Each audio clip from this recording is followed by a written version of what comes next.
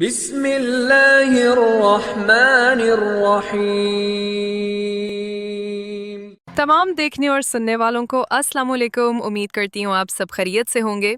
ناظرین، آج میں آپ کو سنا رہی ہوں بنی اسرائیل میں ایک بد کردار عورت کا واقعہ۔ ایک دفعہ بنی اسرائیل میں ایک بدکار عورت تھی جو بہت بد کردار تھی۔ اللہ نے اس کو حسن و جمال خوب دیا تھا، وہ بدکار بھی انتہا درجے کی تھی۔ پوری بستی کے ساتھ اس کے تعلقات تھے۔ وہ اتنی مالدار ہو گئی کہ اس نے اپنے لیے ایک بڑا محل بنوایا۔ محل میں ایک تخت بنوایا، وہ بن سنور کر ملکہ کی طرح تخت پر بیٹھتی اور اس کے ساتھ غلط تعلق رکھنے والے پورے شہر کے امراض ہیں۔ اس کی زندگی ایسے ہی گزر رہی تھی۔ ایک مرتبہ کیا ہوا کہ وہ اپنے گھر کا دروازہ کھول کر تخت پر بیٹھی تھی۔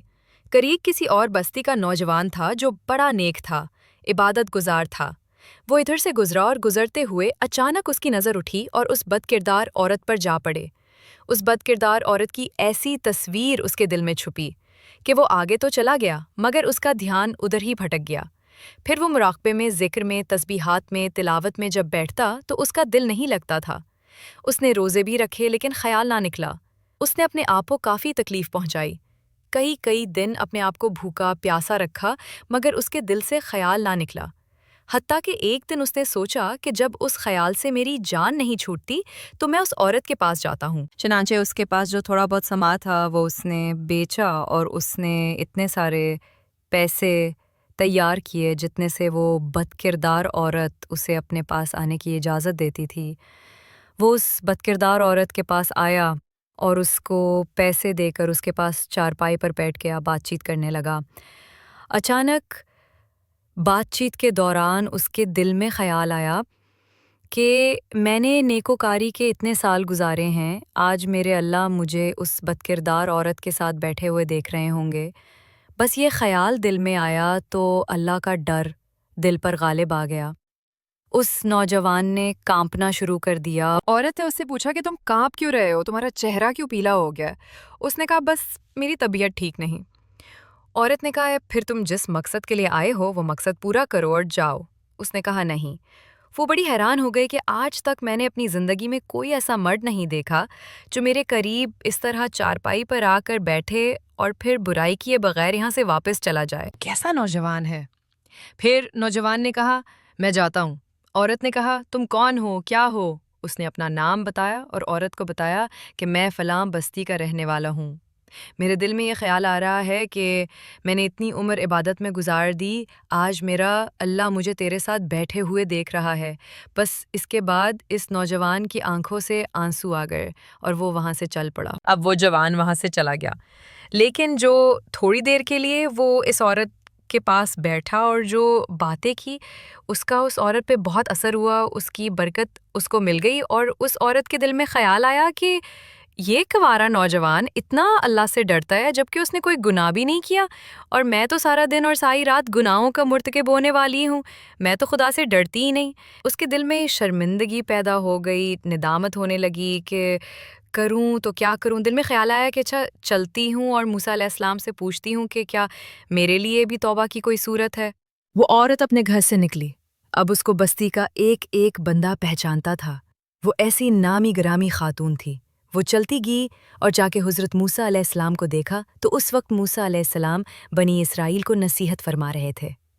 اس نے کسی آدمی کے ذریعے پیغام بھیجا کہ موسیٰ علیہ السلام سے جا کر کہو کہ میں آپ سے ملنا چاہتی ہوں۔ اب جس کو پیغام دیا وہ تھوڑا بے وقوف تھا۔ کچھ پیغام پہنچانے والے بھی تو بے وقوف ہوتے ہیں، جس کو ڈھنگ نہیں آتا پیغام پہنچانے کا۔ اس خدا کے بندے نے سیدھا جا کر سب کے سامنے کہہ دیا کہ حضرت آپ سے فلاں عورت ملنے آئی ہے۔ موسیٰ علیہ السلام نے نام سنا تو آپ کو بہت جلال آیا کہ لوگ کیا سوچیں گے کہ ایسی عورت ان سے ملنے آئی ہے، ان سے ان کا کیا تعلق ہے۔ حضرت موسیٰ علیہ السلام نے غصے میں آ کر کہہ دیا کہ اس عورت سے کہو کہ چلی جائے، میں اس سے نہیں ملنا چاہتا۔ اس بے وقوف نے آ کر کہا کہ میں نے بات تو کی ہے، لیکن موسیٰ علیہ السلام بڑے ناراض ہوئے ہیں اور بات نہیں کرنا چاہتے۔ وہ ڈر گئی۔ اس نے کہا میری بدکاریاں ایسی ہیں کہ اللہ مجھ سے پہلے ناراض تھا اور اب اللہ کا نبی بھی مجھ سے بات نہیں کرتا، میرے لیے تو اب دنیا میں ٹھکانہ کوئی نہیں۔ بڑے اداس اور بوجھل قدموں کے ساتھ وہ وہاں سے واپس آئی۔ وہ حیران تھی کہ اللہ کے نبی نے بھی میرے ساتھ بات کرنا گوارا نہ کیا۔ میں اتنی گری ہوئی عورت ہوں کہ وہ مجھ سے بات بھی نہیں کرنا چاہتے۔ چنانچہ وہ گھر آئی۔ اس نے گھر کی کنڈی لگائی۔ اس نے اپنے کسی بڑے سے سنا تھا کہ بندہ جب اپنے رب کو منانا چاہے تو اس کو چاہیے کہ وہ اس کے آگے سجدہ کرے۔ اسے اور کوئی طریقہ نہیں آتا تھا۔ گھر کی کنڈی لگا کر ایک جگہ اس نے اللہ کے سامنے سجدہ کیا، دل سے کہا، اے اللہ، میں تیرے سامنے جھک رہی ہوں۔ اللہ، میرا تیرے سوا پوری دنیا میں کوئی نہیں اور کوئی نجات کا راستہ نظر نہیں آتا تھا۔ پھر اللہ کی شان دیکھیے، اس نے رات گزاری۔ اگلے دن اس کے دل میں خیال آیا کہ میں عورت ذات ہوں، اکیلی مکان میں رہتی ہوں، ایک میری خادمہ ہی تو ہے۔ میں اگر نیت کر بھی لوں تو جتنے لوگوں نے میرے ساتھ بدکاریاں کی ہیں وہ تو مجھے نہیں رہنے دیں گے، تو بہتر ہے کہ میں اس جگہ کو چھوڑ کر چلی جاؤں۔ تبھی اس نے فیصلہ کیا کہ میں یہاں سے چلی جاتی ہوں۔ اس نے اپنے آپ کو ایک سادہ سے کپڑے میں لپیٹا تاکہ کوئی کپڑوں کو اور حسن و جمال کو نہ دیکھے کہ یہ کون ہے۔ پھر اس نے سوچا، عورت ذات ہوں، کہاں جاؤں گی؟ اس نے دل میں خیال آیا کہ وہ جو نیک نوجوان تھا جس کے دل میں اللہ کا اتنا خوف تھا کہ وہ اللہ کے ڈر سے کانپ رہا تھا، کیوں نہ میں اس نیک بندے کے پاس چلی جاؤں، اس کی خادمہ رہ جاؤں، ممکن ہے کہ وہ مجھے نکاح میں قبول کر لے۔ یہ اس کی بستی کی طرف چل پڑی۔ چنانچہ ڈھونڈتے ڈھونڈتے ہی اس بستی میں اس کے گھر پہنچی اور گھر والوں سے کہا کہ میں فلاں بندے سے ملنے آئی ہوں۔ تو انہوں نے کہا، اس کا ذکر عبادت کا معمول ہے اور وہ کمرے سے اپنے وقت پہ نکلتا ہے، تم انتظار کر لو۔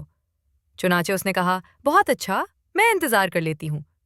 جب انتظار میں بیٹھی ہوئی تھی تو اچانک اس نوجوان نے دروازہ کھولا اور اس کی نظر اس عورت پر پڑی۔ یہ سامنے بیٹھی تھی۔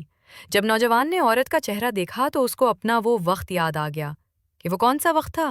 میں اپنے مسئلے کو چھوڑ کر بالآخر اس کی چارپائی پہ جا بیٹھا تھا۔ تو اس نوجوان کے دل پر خوف طاری ہو گیا کہ کہیں یہ میرا ایمان خراب کرنے تو نہیں آ گئی۔ میں نے تو اتنی مشکل سے اس کا تصور ذہن سے نکالا تھا۔ اس جوان پہ اتنا خوف طاری ہوا کہ وہ وہیں پہ گرا اور اس کی جان نکل گئی۔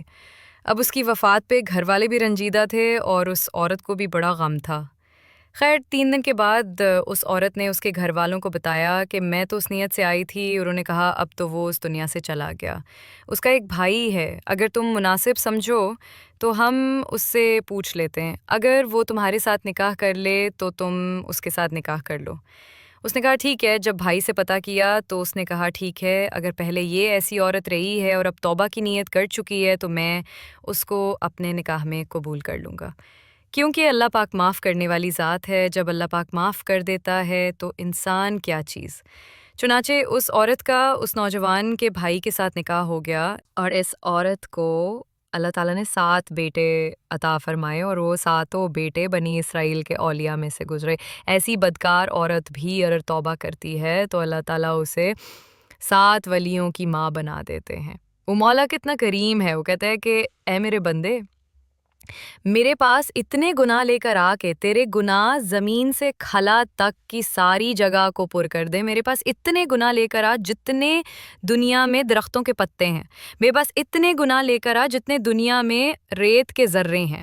میرے پاس اتنے گناہ لے کر آ جتنے دنیا میں پانی کے قطرے ہیں، مگر صرف ایک بار سچے دل سے توبہ کر لے، مجھ سے معافی مانگ لے، میں تمہاری ساری خطاؤں کو معاف کر دوں گا، کیونکہ میں معاف کرنے والا ہوں، میں بخشنے والا ہوں۔ ناظرین، اللہ فرماتا ہے کہ اے میرے بندو، جو مجھ سے سچے دل سے گناہوں کی معافی مانگتا ہے، میں صرف اس کے گناہوں کو نہیں بخشتا بلکہ اس کے گناہوں کو نیکیوں میں بدل دیتا ہوں، کیونکہ میں بخشنے والا مہربان۔ ناظرین، اگر آپ نے ابھی تک میرے چینل کو سبسکرائب نہیں کیا تو جلدی سے کر لیں، اور آپ کو یہ ویڈیو کیسی لگی کمنٹ کر کے ضرور بتائے گا۔ ملتے ہیں مزید نئی ویڈیو کے ساتھ، تب تک کے لیے اللہ حافظ۔